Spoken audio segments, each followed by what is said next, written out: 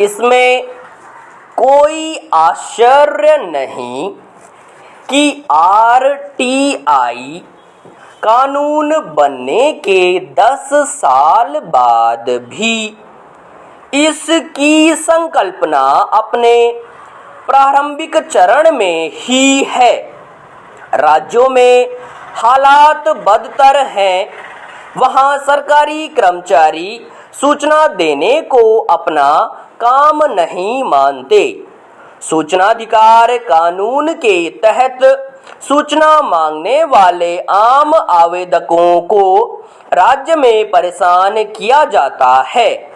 अक्सर दोषी अधिकारियों को सजा नहीं दी जाती, आर्थिक जुर्माना लगाया जाता है, पर उसका भी अनुपालन कम ही होता है।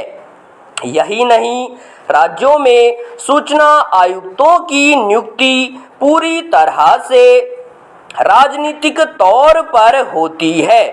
ऐसे में ज्यादातर सूचना आयुक्त इसे महज आय का एक जरिया भर मानते हैं और अपनी आगे की राजनीतिक महत्वाकांक्षा को पूरी करने में लगे रहते हैं।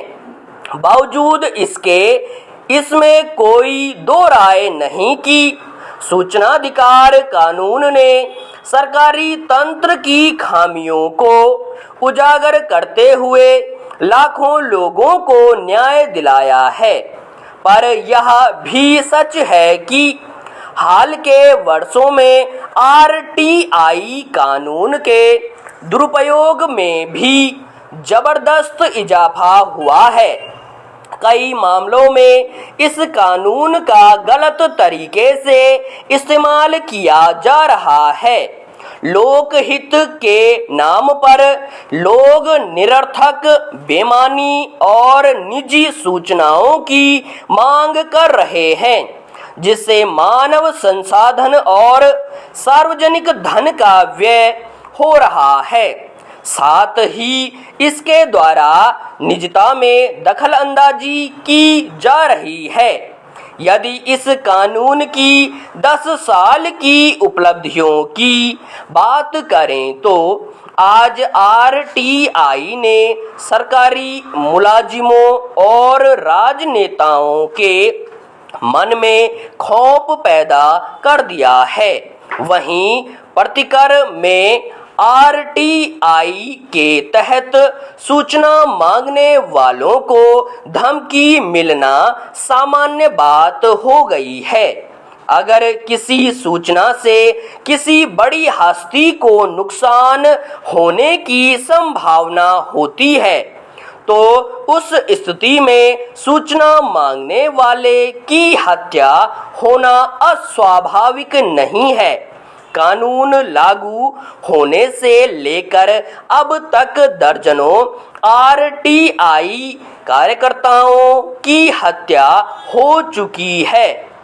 फिर भी तमाम खामियों के बावजूद आरटीआई कानून समाज के दबे कुचले और वंचित लोगों के बीच उम्मीद की आखिरी किरण माना जा रहा है।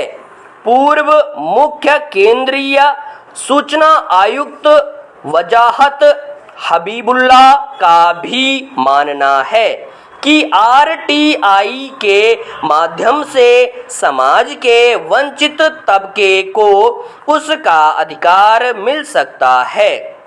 इस कानून के जरिए आम आदमी शासन में अपनी सहभागिता सुनिश्चित कर सकता है और यही कानून शासन को आम जनता के प्रति जवाबदेही भी बनाता है।